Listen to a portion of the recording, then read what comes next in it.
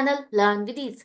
आज हम सॉल्व करेंगे सीबीएसई 2007 क्वेश्चन पेपर में जो आपके पास शेयर कैपिटल से रिलेटेड क्वेश्चन आया था, उसको आप कैसे सॉल्व करोगे, प्रेजेंट करोगे। सब कुछ समझना है तो मेरे साथ एंड तक बने रहना।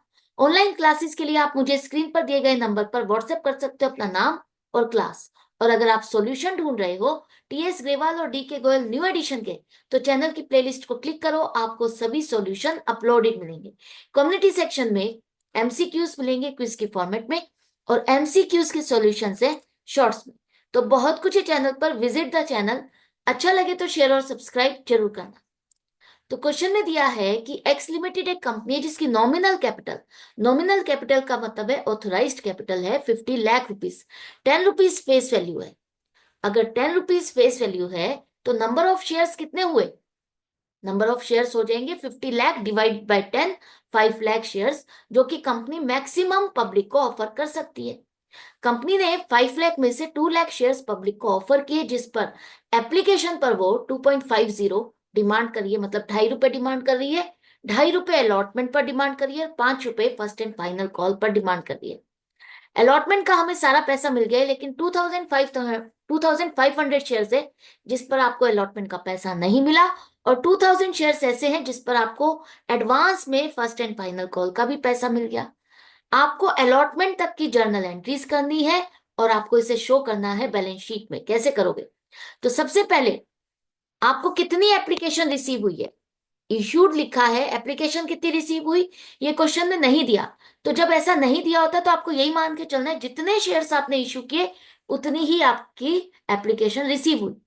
तो 2 लाख पर आपको 2.50 के हिसाब से पैसा बैंक में जमा हुआ।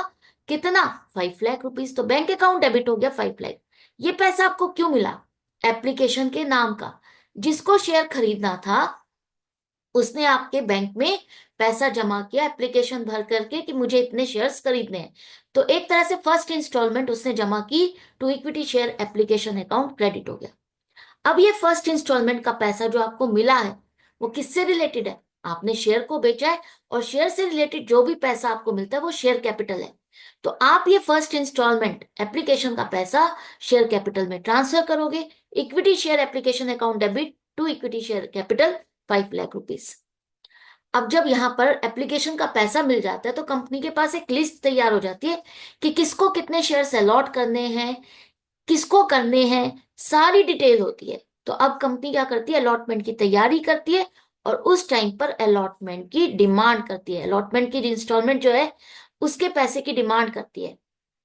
तो इसमें पहले बैंक की एंट्री नहीं बनेगी, पहले अब आप ड्यू की एंट्री बनाओगे। ड्यू की एंट्री का मतलब है कंपनी अब पहले चेक करेगी कि अब उसे अलॉटमेंट पर पैसा कितना मिलना चाहिए। अगर कंपनी 2.5 डिमांड करती है अलॉटमेंट पर, तो इसके पास 2 लाख शेयर्स के लिए 5 लाख रुपीस आना चाहिए। नई इंस्टॉलमेंट हो तो नए नाम के साथ आप अकाउंट खोलते हो, equity share allotment account. Application वाला तो देखो क्रेडिट और डेबिट होकर के खत्म हो गया, इसका इतना ही पर्पस था, ये क्लोज हो गया, ये आपका बैलेंस शीट में भी नहीं जाता। इसी तरह से अलॉटमेंट भी एक टेम्परेरी अकाउंट है जो कि आप सिर्फ ट्रैक रखने के लिए खोल रहे हो कि इस इंस्टॉलमेंट पर मुझे इतना पैसा मिलना चाहिए, और क्या मुझे इतना पैसा मिला या नहीं मिला, इसी से आप ट्रैक रखोगे। इस पैसे को आप मान के चलते हो कि पूरा पैसा मिल गया और शेयर कैपिटल में आप ट्रांसफर कर देते हो।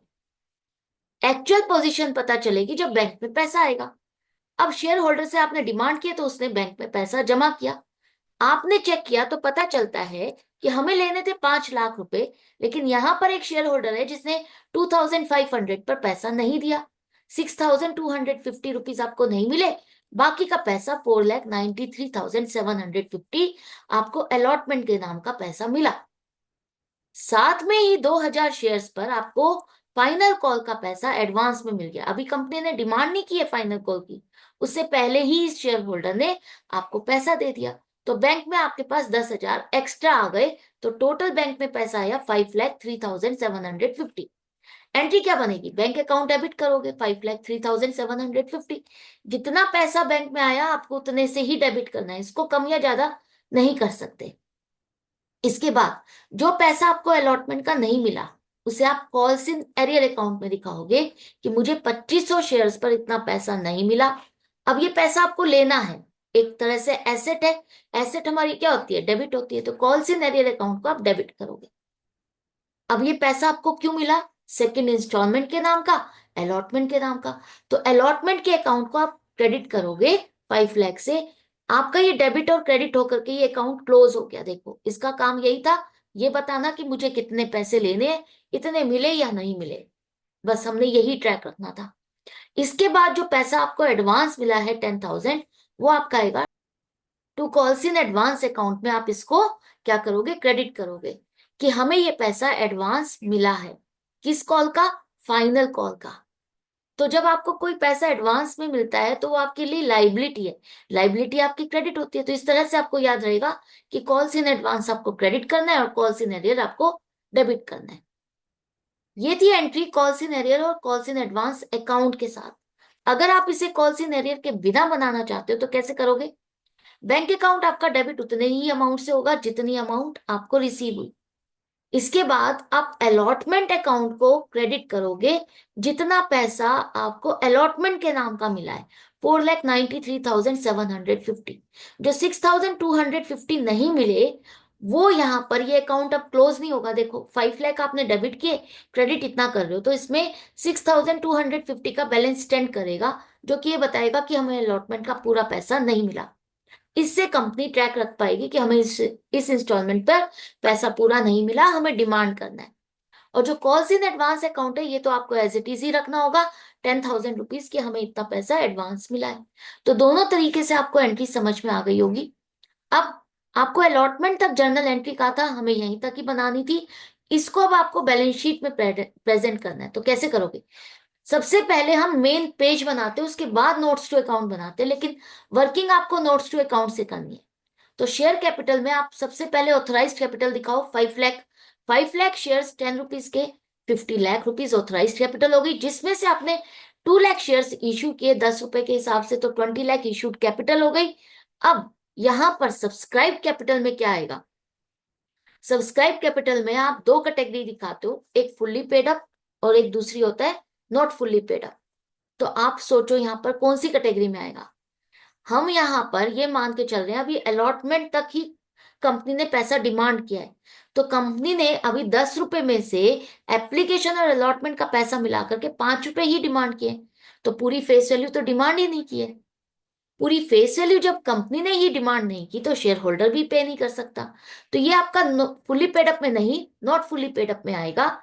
और आपने 2 लाख शेयर पर, 10 रुपए वाले शेयर पर 5 रुपए डिमांड किए, 10 लाख रुपीज मिलने चाहिए थे, जिसमें से आपको 2,500 शेयर्स पर पैसा नहीं मिला। तो आपका यहां पर माइनस कर दोगे, लेस कर दोगे कॉल्स इन एरियर, और बैलेंस जो आएगा आपका 9,93,750, ये आपका शेयर कैपिटल में ट्रांसफर होगा। आई होप आपको अच्छे से समझ में आ गया। 2 लाख शेयर है, 2 लाख शेयर पर कंपनी ने ही 5 रुपए डिमांड किए, तो नॉट फुल्ली पेड अप में आएगा। इसके बाद 5 रुपए डिमांड करने पर भी एक शेयर होल्डर ने पूरा पैसा नहीं दिया, तो यहीं पर ही आप इसको माइनस करोगे कॉल सिनेरियो। मेन पेज पर अब आ जाओ, वहां पर आप शेयर कैपिटल दिखाओगे 9,93,750 rupees. Equity and liabilities share holders fund, जिसका सब हेड शेयर कैपिटल में आप इस तरह से दिखाओगे। तो ये थी balance sheet, journal entries. I hope आपको अच्छे से समझ में आ गया किस तरह से प्रेजेंट करना है। तो इसी तरह से प्रैक्टिस जारी रखो, कंटिन्यू रखो, सीखते रहो। मिलते हैं नेक्स्ट वीडियो में नेक्स्ट क्वेश्चन के साथ। डाउट है तो कमेंट सेक्शन में लिख करके पूछ सकते हो। अदरवाइज अच्छा लग रहा है तो लाइक का बटन प्रेस करना मत भूलना। Good bye and take care.